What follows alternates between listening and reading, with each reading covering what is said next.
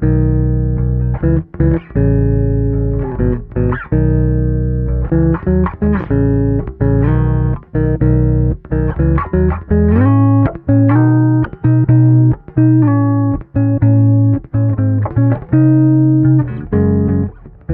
everybody, this is Brian. And Isaac. Welcome to a special Father and Son edition podcast of Curiosity Continuum. Curiosity Continuum is an industry-innovating, non-traditional company passionate about growing wisdom to the next generation. We are the essential bridge between the analog and digital worlds by building collaborative communities that unleash the power of adaptive expertise and innovation needed to thrive in the 21st century. We combine and mix essential elements needed to empower people to succeed in new ways, not possible outside of a creative, thoughtful, diverse community of fellow curious people. It's good. It's first time. Follow us on your favorite podcast app to receive notifications of new content. If you like what you hear and want to dive deeper, visit us at curiositycontinuum.com. Thanks for tuning in. Let's start the conversation.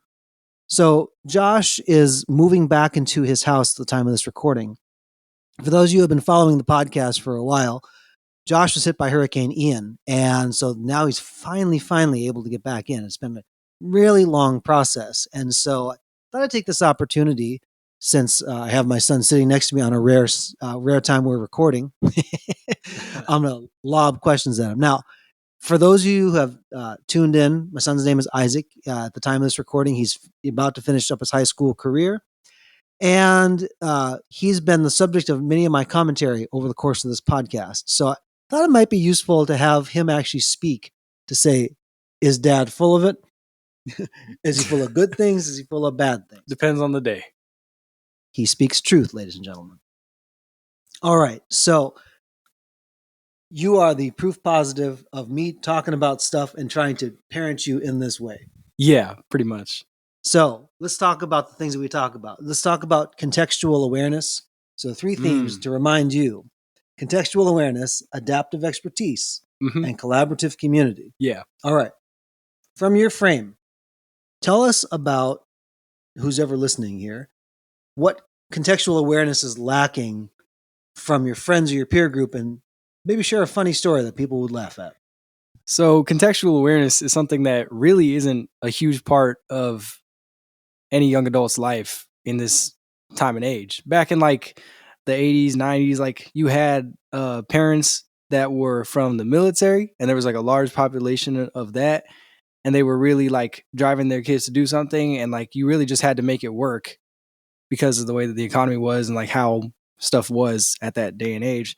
Nowadays, everything's online and anyone can just go on their phone and Google whatever. And so there's not really any drive to do anything. Like in most of my classes, I might be doing some work. Someone might be sleeping. There might be 5 people sleeping behind me and might have taken a photo of it. It was pretty funny, but it happens more than not. And there's really no drive to succeed anymore. I really think it's just going through the motions for most people instead of actually doing something innovative. So I will confess to you that my generation also had the people that slept in the classroom who didn't have much of life going on or vision for it. But tell me, from your frame, when you see this, how do you think people are going to make it? I really think a lot of people won't. I think a lot of people think that it's just all going to work out, especially living where we live. It's a solidly affluent county. And so a lot of people's parents are just like supporting their children through everything, and they're kind of like being used as a crutch. So I really think a lot of the people in my classes, like I'm sure some of them will go on to succeed, like the ones that actually care about life in general. But a lot of them, I think, just expect their like 9-to-5 target job to kind of support them forever. Do you think that there's a longer ramp time that they're affording themselves because they have means and resources? Yeah, I think that they're just not allowing themselves that much time to even think about it. They're allowing themselves too much time before they even launch out into the real world. So what is it that you want to do in terms of getting ready to launch? If you're saying that, they're not as paying much attention, how are you paying attention to it now? Being my son, there is no wrong answer here, but answer right. I think really paying attention to current events. A lot of people in this generation think that everyone's right. Like no matter what, everyone is right in their own state. And that's not the truth, because there's right and wrong. And everyone really wants to lean into the fact that, oh, well, this should work because I want it to. But you're not God. And that's the main issue with everybody now is they think that they're God and that they control everything. So tell me about how you've seen this kind of work out in terms of high school dynamics. It's been a while since I've been in high school, except to go to your high school to find out, like, here's the parent teacher night or whatever. Tell us how high school dynamics work for you now. High school dynamics now, I'm in my senior year of high school. So most everything is self-led at this point. This year, all my classes, like all the homework is non-existent because it's all classwork. And if like the only reason we would have homework is if we don't do the classwork and don't apply ourselves in the class. So really, there shouldn't be a reason why we should be lagging behind or anything. We're given all the resources and we're giving even more resources with like, we have Google. Like you guys obviously didn't have Google back in high school. And now we can just search something up and get like 5 million different results. And then sometimes the homework is just posted on there.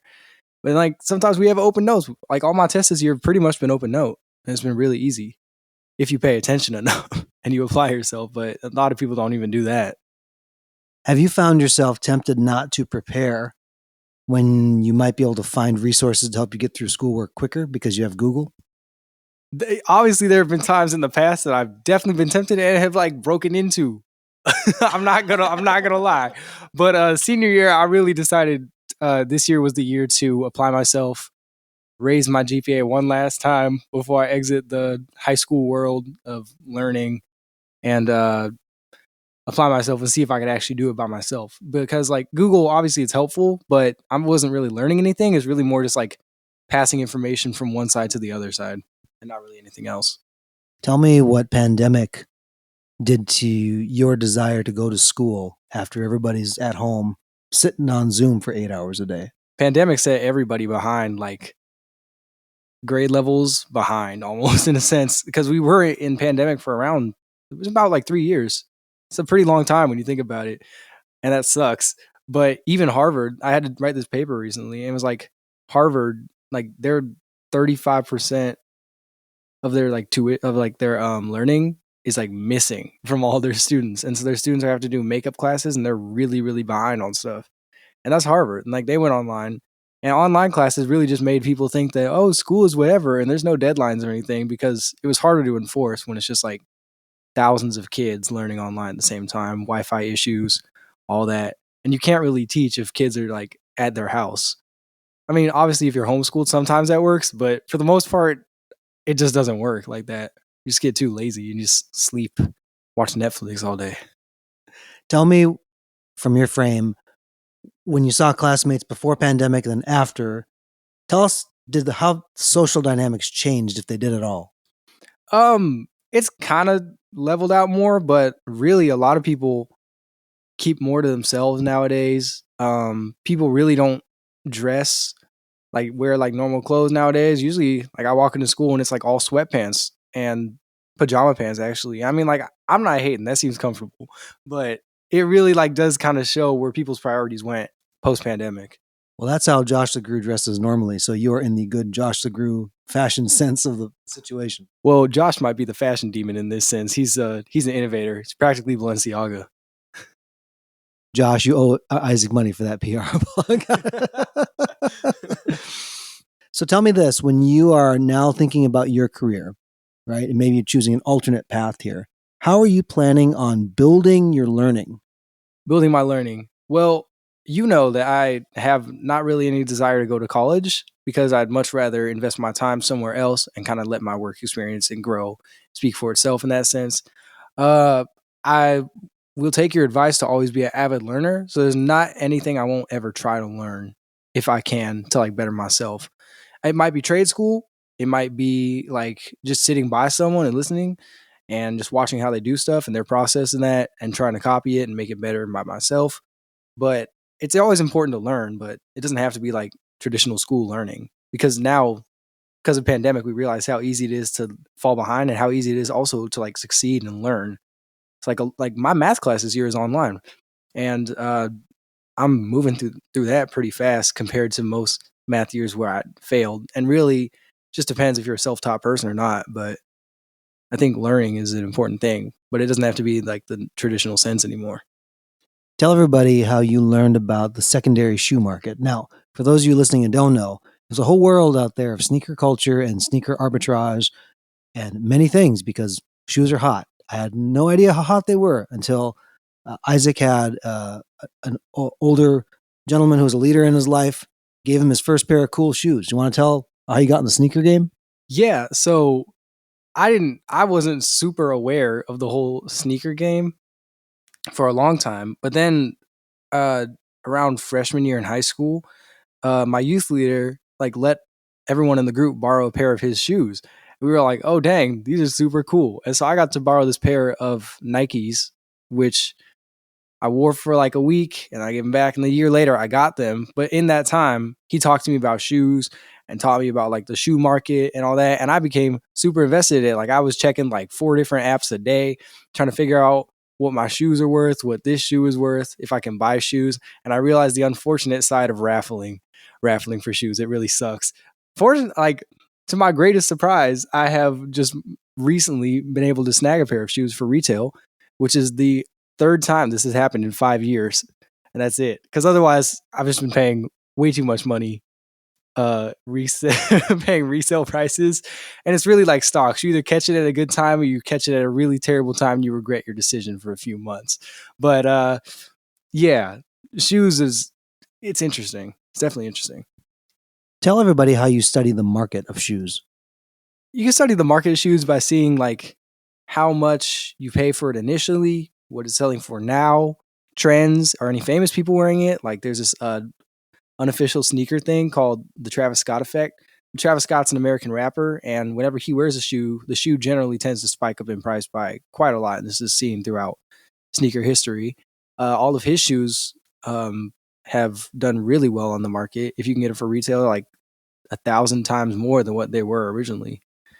So that's always kind of a cool thing to watch how like fashion adapts it. And like obviously there's like really dumb shoes, like Mischief's big red boots, which were practically Astro Boy boots.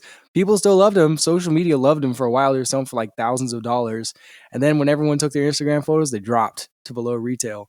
So it's really just hype and how much is actually going to last and how much is like just here for a phase. Tell us about your best arbitrage deal or your favorite arbitrage deal that you did. Well, this might be my personal favorite. Obviously, I paid resale for way too many shoes and I should have in the past. But eventually my dad was like, "Yo, you need a car, man, because that's kind of an important thing in life." And my mom was like, "You're going to be walking everywhere in your shoes if you don't buy a car."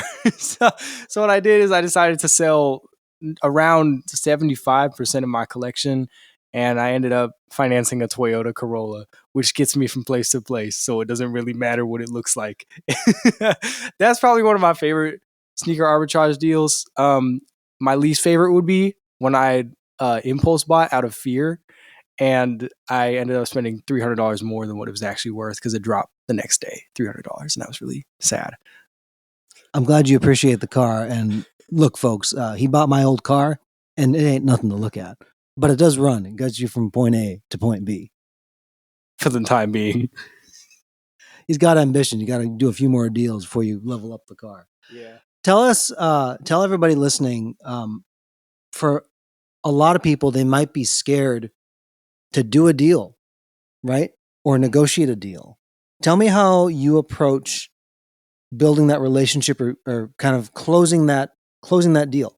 Some of the shoe deals I wouldn't have been able to even make if I didn't like just talk to people. And that's something that's really lost in this generation, especially post pandemic, is people don't talk to people. People just assume everything works because of their parents or because of money.